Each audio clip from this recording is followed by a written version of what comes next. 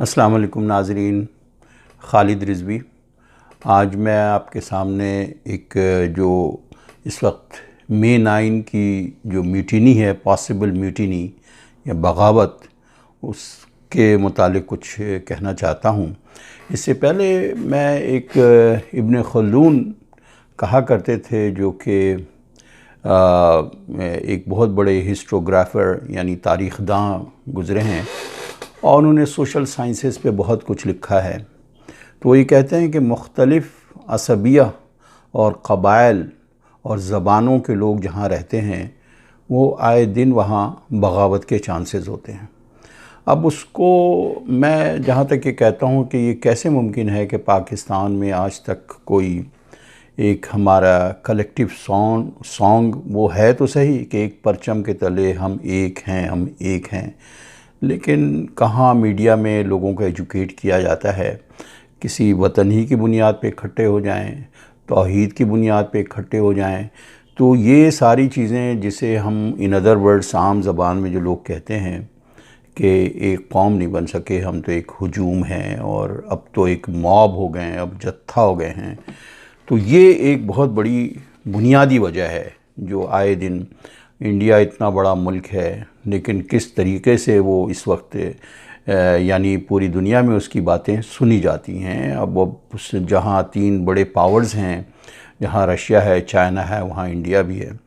Any how, अब हम आते हैं इसके ऊपर कि जो वाक़या जो हुआ है और इसके क्या पोस्ट मई 9 जो चीज़ें अब चल रही हैं, कंटिन्यूटी तो अभी है। वो वाक़या तो एक अपनी जगह पे जो कि अनप्रेसिडेंटेड हुआ है, और फ़ौजी तनसीबात पे हमला, और उसकी वजह यही थी कि इमरान ख़ान को यानी गिरफ़्तार करना एक रेड लाइन उन्होंने अपने लोगों को बता दिया था। एक रिपोर्टर ने बाहर के पूछा कि मेरी रेड लाइन आपने क्यों कहा हुआ था कि आपको अगर गिरफ़्तार किया जाए? तो उस पर वो जवाब देते हैं कि हमने तो नहीं कहा था, लोगों ही ने लिया है। तो बोला आप और पार्टी अलग नहीं है। एनी हाउ, वो तो मैनिपुलेशन और ट्विस्टिंग के माहिर हैं। अब उन्होंने आगे जाके ये है कि फ़ौजी तो उसको उन्होंने पहले शुरू में ये कहा कि रद्द अमल आएगा, और बाद में अब जाके फॉल्स फ्लैग ऑपरेशन कहते हैं, यानी एजेंसी का। तो सवाल ये कि लोग उनको जो गिरफ़्तार भी किया जा रहा था, वो करप्शन की बुनियाद पे जिस नारा को लेके आए थे 195 मिलियन पाउंड का, और वो सारा मलिक रियाज और बुशरा जो उनकी उस बीबी जो उनकी वाइफ हुई उनके साथ, और फ़रह गोगी, और फिर उसमें ये जो केस है जिसमें कि एक रूहानी यूनिवर्सिटी बनाने का कि 80 करोड़ रुपए वहाँ अल-कादिर यूनिवर्सिटी वो है। तो ये सारा गोल मोल कर दिया गया कि 60-70 अरब रुपए जो कि कौमी ख़जाने में जाने थे और वहाँ की क्रिमिनल एजेंसी ने वापस किए थे, वो वहाँ नहीं गए, ये कहीं और इधर उधर हो गए। तो उसके सवाल या उसकी तफ्तीश के लिए जो ये पहले आए थे इसी बुनियाद पे कि अपना जेब की तलाशी, तो वो तलाशी देने से उन्होंने कहा कि रेड लाइन अगर इनको हाथ लगाया जाएगा। बहरहाल, अब ये उसके बाद ये सूरत हाल हुई कि सारे इंस्टॉलेशन मिलिट्री उस पर हमला हो गया, और जो भी कुछ है अब उसको हम वो प्लान्ड था जैसा कहा जाता है। वो टाइम टू टाइम श्रीलंका की मिसाल देते रहें कि ये इनकलाब था, ये अपराइजिंग थी, क्या शक्ल, लेकिन जब वो चीज़ें नाकाम हो जाती हैं तो बगावत की शक्ल होती है, और वो पॉसिबल और वो कंटिन्यू है। असल में इसका आम तौर पर यही कहा जाता है कि किसी भी जगह इस तरह की सेपरेटिस्ट मूवमेंट चलती हैं, या अलहदगी की, या रिजिम चेंज की, या जो भी है, तो इसके दो ही स्ट्रैटेजी होती है। एक तो ये कि अवाम वहाँ के हों, और फिर बाहर की बड़ी ताकतें हों। तो जो पावरफुल ऑर्गेनाइज ताकत होती है तो उसकी मदद से होता है। जैसे बांग्लादेश में तो अवाम जो है, एक ही बंगाली पूरी एक कौम थी, और उनकी जद्दोजहद जो है 1947 के बाद से ही बंगाली ये लैंग्वेज मूवमेंट जो शुरू हुई है, और उन्होंने इतनी कुर्बानियाँ दी हैं। वो पाकिस्तान के साथ रहना चाहते थे, लेकिन उनको यानी मजबूर किया गया। तो लेकिन उसमें भी बाहर की ताकतों ने जो इंस्ट्रूमेंटल समझा वो शेख मुजीब को, और उसमें बल्कि रूस का जो जासूस है यूरी बेज़मेनॉफ, वो ये कहते हैं कि कोई भी ऐसी आज़ादी की तहरीक कामयाब ही नहीं हो सकती जब तक कि बाहर की ताकतें ना मिलो। हमने भी इसी तरह मदद की है, और अमेरिका भी और इंडिया भी और सब ने किया इसके साथ, लेकिन साथ साथ उनकी कौम भी थी। यानी हाँ, तो अब कहने का ये मतलब है कि इनका इंटरनली तो उनको कामयाबी नहीं हुई, हालांकि इसमें ख़दशा यही है कि ये सारे जो मिलिट्री कोर्ट में केसेस जा रहे हैं इसमें फ़ौजी भी हैं, फ़ौजियों यानी फैज़ हमीद तो एक हैं, लेकिन उसके अलावा एक पूरी लाइन है जो उनके साथ है, तो ये भी थे सारे। तो अब ये मिलिट्री कोर्ट में केस आया जिसके लिए चीखो पुकार हो रही है हर तरफ से कि जी ये ह्यूमन राइट्स की वायलेशन है, और अगर मिलिट्री कोर्ट में जाता है केस जो है, तो अब ह्यूमन राइट्स इसके लिए यहाँ भी इनके पीटीआई के एक्टिविस्ट खासा काम कर रहे हैं, जिसमें 60 क्या मतलब अब तो उससे ज़्यादा कांग्रेसमैन ने जो है ना letter in favour of Imran Khan लिखा है हम यहाँ की खारजा अमूर को कि प्रेशर डालें उनके ऊपर। और यानी ये कहानी जो शुरू होती है साइफ़र लहराने से इमरान खान की कहानी शुरू होती है, और अब लेटर लिखने पे आ गए हैं। तो मैं यही कहता हूँ ये कल्ट फॉलोइंग, कभी उस वक्त भी वो झूठ बोल रहे थे और अब उस वक्त झूठ बोल रहे थे, और अब क्या है, अब इन्हीं के पीछे लगे हुए कि हमें किसी तरीके से यानी ये बचाएं, तो रिजिम चेंज में मदद करें। तो इसमें अब ये कि IMF भी जो है कर्ज़े उसमें भी प्रॉब्लम करवाया उन्होंने वहाँ से बैठ के, यानी तो जिसमें कि लिंक वो कर रहे हैं कि जी उसको मिलिट्री एड से भी लिंक कर रहे हैं, और IMF के कर्ज़े भी हैं, और उन्होंने कुछ सियासी और भी कंडीशंस लगा रहे हैं जिसमें कॉन्स्टिट्यूशन भी उन्होंने लगा दिया। आइन होना चाहिए, उस वक्त भी होना चाहिए था जब परवेज़ मुशर्रफ ने 99 में आइन को सबूताज किया, एब्रोगेट किया। ज़िया-उल हक ने जो जहाद के चक्कर में उसने एब्रोगेट किया, उस वक्त आइन वाइन नहीं थी। अभी आइन इसलिए कर रहे हैं कि इस वक्त मिलिट्री कोर्ट का चक्कर है। एनी हाउ, तो ये सारी चीज़ें हैं, ये हकीकतें हैं, और उम्मीद करता हूँ कि लोग इस बात को समझें कि सही क्या है और गलत क्या है। और अब असल में कई जगह इमरान खान ने बाहर जैसे ही वो निकले थे कोर्ट से, और अगले दिन ही इन्होंने कहा कि एक ही आदमी है वो जनरल आसिम के मुतालिक, कि ये जिसकी वजह से कर ये सब कुछ है। तो उनके टारगेट्स यही रहे कि किसी तरह से इनको आने ना दिया जाए पहले, क्योंकि पहले भी उन्होंने हटाया उनको, जो DGISI उनके दौर में जब थे, तो प्री मैच्योर उनको सिर्फ इस बात पे कि उन्होंने बुशरा बीबी और मलिक रियाज और फ़रह गोगी के सिलसिले में हाईलाइट किया था, जिसको कि टेलीग्राफ के अखबार ने शाये किया कि उन्होंने उस वक्त निकाला था। तो पहले तो इमरान खान ने इनकार कर दिया, डिनाई, और फिर अब कह रहे हैं कि नहीं कुछ तो हुआ था। तो ये तो उनका लम्हा ब लम्हा पता नहीं यू टर्न भी, अब यू टर्न तो फिर भी लंबा होता है, इतने जल्दी होता है कि लोग भी उसी हिसाब से अपना जहन चेंज कर रहे होते हैं रोबोट की तरह। तो अब ये है कि ये अब, लेकिन एक अहम बात जो मैं आपको बताना चाह रहा हूँ कि ये तो एक नीचे लेयर पे है, उससे ऊपर जो बात है वो ये है कि इमरान खान को अब US सपोर्ट कर रहा है, और लगता ये है कि चाइना जो है वो जनरल आसिम को, क्योंकि ये कनेक्टेड है CPAC से, और ये CPAC का भी मामला है और चाइना को कंटेन करने का भी, तो एक किस्म की यहाँ पे भी एक प्रॉक्सी है। अब देखें किसका ज़्यादा ज़ोर चलता है और क्या होता है। और तो अब सवाल यही पैदा होता है कि मैं मेरे ह्यूमन राइट्स से मुतालिक जो बात कह रहे थे कि ह्यूमन राइट्स डॉक्टर आफिया के मामले में क्या हुआ, जिसमें इवन जॉन एशक्रॉफ्ट से पहले अटॉर्नी जनरल है वो पाकिस्तान तक आया था, और उसने ये बात कही थी, उनकी वालदा जो बेचारी इंतज़ार करके इंतकाल भी कर गई, और उनसे कहा घर जाके कि ये जो है शी इज़ अ विक्टिम, वो जो है एक बहुत ही इनोसेंट है और इसमें बैनुल अक़वामी साजिशों की विक्टिम बन गई है वो। तो आज वो बेचारी आज तक सिसक रही हैं डॉक्टर आफिया, और जिसको कि पहली मरतबा इमरान खान ने अपना कनेक्ट किया था वाम से उसी डॉक्टर आफिया के ज़रिए, लेकिन उसके बाद कभी आज तक या ट्रंप के पास भी गए तो उससे उनकी बात से एहतराज़ किया उन्होंने।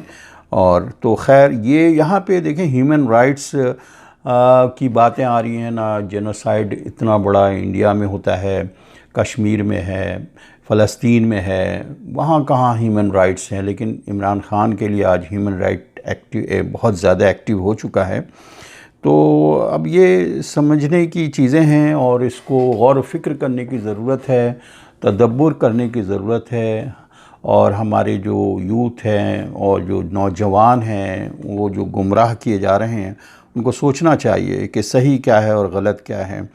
अब सवाल ये है कि कैपिटल हिल पे भी हमला हुआ था तो क्या सज़ाएं नहीं हुई, और 18-18 साल की सज़ाएं हुई हैं कई जगह। और इसी तरह इंग्लैंड में भी राइट्स हुए थे 2011 में, उसमें भी हुआ। तो सवाल ये है कि जो और ख़ुद इमरान ख़ान के रेजिम के अंदर डज़न ऑफ केसेस ऐसे थे जो 1952 में के लॉ है जिसके हिसाब से ये सज़ा दी गई है। Dozen of cases even Imran Khan के अपने रेजिम में मिलिट्री कोर्ट से अगर मिलिट्री इंस्टॉलेशन पे हमला कोई करता है एनी हाउ, तो ये बात है। उसके अलावा हम ये कहते हैं कि अब आप देखें कि जहाँ तक हम कौमों की बात करते हैं, कि जो मैंने पहली बात इब्न खल्दून की है कि क़बाइल हैं और ज़बानें हैं, इन सब को एक इसमें पिरोना का नाम है, तो वो कौमें होती हैं। जिस तरह अभी तैयब अर्दगान की मिसाल दी जाती है, अरे भाई तैयब अर्दगान ने जो इनकलाब या जो वहाँ भी रिजीम चेंज का था, किस तरह से अवाम भी मुख्तलिफ और लीडर भी। तो तैयब अर्दगान अभी भी इलेक्शन जो जीते हैं वो 2 मिलियन लोग उनकी जीत के ऊपर खड़े हुए थे, और क्या डिसिप्लिन कौम है। और उसमें तैयब अर्दगान भी किसी किस्म का ना गालम गलोच है ना कुछ है, या अपने मुखालिफिन की बातें, क्या मेयार है, आप उस मेयार का तो अंदाज़ा लगाएं। हमारे लोग ख्वाहिश करते हैं कि वो इनकलाब लेके आने वाले इमरान ख़ान, और वो तैयब अर्दगान की तरह होगा, इमाम खुमैनी की तरह का होगा। अरे भाई, ना वो कौम है ना वो लीडर हैं। वो लीडर ऐसे हैं, निगाह बुलंद सुखन दिल नवाज, जाँ पुरसोज़, निगाह बुलंद सखन दिल नवाज, जाँ पुरसोज़, यही है रख्त सफ़र मीर कारवां के लिए। ये तैयब अर्दगान पे फिट होता है। तो ये क्वालिटी ना हमारे लीडर्स में है और ना इनके अंदर है, अवाम में है। अवाम का भी वही हाल है।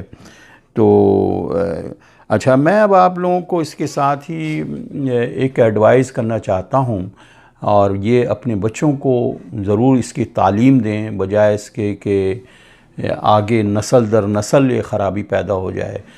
नंबर एक ये है कि लोग बच्चों को पढ़ाएं कि आइन क्या होता है, आइन हुदूद तय करता है, लॉ एंड ऑर्डर की सिचुएशन मुल्क में, ताकि उनके अंदर अवेयरनेस आएगी। तो हम चाहेंगे कि जितनी अवेयरनेस आएगी, तो हम ये कहते हैं कि फ़ौज का अमल दखल कम किया जाए। अमल दखल इसी तरह होगा, बजाय इसके कि हम वायलेंस पे जाएं और उनको सिविल नाफरमानी और ये सब पे जाएं। और क्योंकि इन नारों में अट्रैक्शन तो बहुत है कि नफ़रत की बुनियाद पे आप लोगों को जमा बहुत कर लेते हैं। हेट जो है ना, हेट है, रिवॉल्यूशन बन जाए आप, लेकिन उससे प्रोडक्टिव नहीं होता है। प्रोडक्टिव होने के लिए बच्चों को ये बताएं कि आप कॉन्स्टिट्यूशन और अपने लैंग्वेज को सही रखें। आप, क्योंकि आज आप देखें जो लैंग्वेज जिस तरह इन्होंने यूथ, जिन्हें आप यूथिया कहते हैं लोग, तो उनको आपने क्या तरबियत दी है कि इब्रार जो पहले हंसी मजाक और तज़हीक करता था अपने गानों से, और ये तस्बीह घुमा रहे होते थे इमरान ख़ान और ख़ुश हो रहे होते थे। अभी इब्रार को ख़ुद PTI वालों ने इतना पीटा है लंदन में जा कर के, और यही हाल होगा कि अभी 90 लोग जो छोड़ के जा चुके हैं, जो मकड़ी के जाले की तरह थे, ये सब टूट गए, और उनको चंद दिन जेल भी बर्दाश्त नहीं कर सकते। मिनरल वाटर भी चाहिए इनको, तो C क्लास भी चाहिए। नवाज शरीफ की बेटी भी थी, तो खैर वो कोई आइडियल तो वो लोग भी नहीं हैं, वो भी उसी इसके हैं। लेकिन सवाल है कि उन्होंने बर्दाश्त किया, उनके सारे पोजीशन को जेल के अंदर आपने डाल दिया 400 दिन, और उन्होंने इसको बर्दाश्त किया। तो कहने का मतलब है बच्चों को हमें चाहिए कि अच्छी तरबियत दें, और गालम गलोच, जैसे अल्लाह के रसूल सल्लल्लाहु अलैहि वसल्लम से किसी ने पूछा जब उन्होंने एक मतलब नसीहत की कि अपने वालिदैन को अच्छी ज़बान और गालम गलोच का, तो बोले कि हम अपने वालिदैन को कैसे, तो वो तो हम इज़्ज़त करते ही हैं। बोले नहीं, अगर आप दूसरों को भी वालिदैन के मुतालिक अगर गालम गलोच करते हैं तो ये असल में आपके अपने वालिदैन के लिए गालम गलोच होती है। और इसी तरह से कुरान की जो आयत है कि किसी के बुतों को भी आप बुरा ना कहें, ऐसा ना हो कि वो खुदा को बुरा कहें।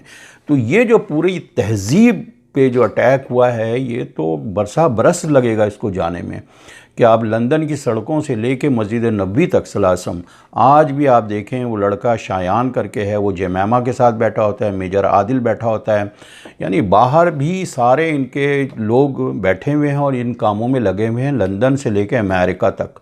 और इस तरह की कोशिश में लगे हुए हैं कि मिटनी और बगावत कामयाब हो जाए। ये तो नाकाम हो गई, लेकिन तहज़ीब क्या हो रही है और क्या इमेज बन रहा है मुसलमानों का बाहर ममालिक में, कि आप हर एक के पीछे मारने और गालियाँ देने में लगे होते हैं। तो हमें चाहिए कि पहली बात तो ये मैं कहता हूँ कि ऐसा ना हो कि हम अब इतना बड़ा वाक़या जो अभी एक मैं आपको बताता हूँ कि इंडियन एंकर है बरखा, उसने अभी ये कहा कि ये जो पैंट उठा करके इमरान खान का भांजा हसन न्याजी है वो लटका करके डंडे के साथ यूँ मजाक उड़ा रहा है सबके सामने, कितनी वेस्ट है। बोले अगर ये होता इंडिया में तो फ़ौज ने क्या हशर करना था। मैं वो ये कह रही थी कि हम पाकिस्तान की आर्मी इतना रेस्ट्रेंट किया है, ये बहुत बड़ी बात है। ये बरखा कह रही है, shame, it's all shame, you know, कि क्या क्या तरबियत दे रहे हैं ये अपने भांजे को, हसन न्याजी जो है इमरान खान, ये तरबियत दे रहे हैं। अगर उनसे पूछा जाए कि बोले हमें नहीं पता, अरे हमें नहीं पता तो कंडेम तो करें, खुल के कंडेम करें, कंडेम। हर गलत चीज़ को आप कंडेम ही नहीं करते हैं। मस्जिद नबवी का होगा तो उसमें भी कंडेम नहीं करेंगे, यहाँ भी आग लगेगी तो कंडेम। अब मसला यही होता है, कंडेम इसलिए नहीं किया जाता है कि फिर इनसे काम कैसे लेंगे। तो यही है कि वो पीछे वालों के लिए काम कर रहे हैं, जो बाहर की ताकतें हैं उनके लिए ये काम कर रहे हैं, तो वो उनको प्रोटेक्ट करते हैं, ये इनको प्रोटेक्ट करते हैं। इसी तरह पूरी एक साइकिल चल रही है। तो अब इसी के साथ हम ये कहते हैं कि देखें, अब यहाँ हमें चाहिए कि एक BDS मूवमेंट होती है जो कि फ़लस्तीनियों के फ्रीडम के लिए, अपार्थाइड स्टेट के ख़िलाफ़, और इसमें गैर मुस्लिम भी हैं, और वो बड़े, क्योंकि इसमें एक बेहतर तरीके से एक मूवमेंट चलती है जिसके अंदर कोई वायलेंस नहीं है, कुछ नहीं है, बाइकॉट है, और बाइकॉट जो है वो डाइवेस्टमेंट है और सैंक्शन है, इसके ऊपर चलती है। और इसमें गैर मुस्लिम भी हैं, लेकिन इसमें वो नहीं है जो वायलेंस की जो वो नज़र आता है कि रिवॉल्यूशन लेके आ जाए। तो इसमें मुसलमान बहुत कम है BDS मूवमेंट में, जो फ़लस्तीन की आज़ादी और फ्रीडम और इक्वलिटी के लिए वो आवाज़ बुलंद करते हैं। और इसी के साथ मैं अपनी बात को ख़त्म करता हूँ। उम्मीद है आपने अब तक अगर मेरा चैनल सब्सक्राइब नहीं किया है तो बराए मेहरबानी आप सब्सक्राइब कर लें, ताकि मैं अपने काम में मोटिवेटेड रहूँ। जज़ाकुमुल्लाह खैर।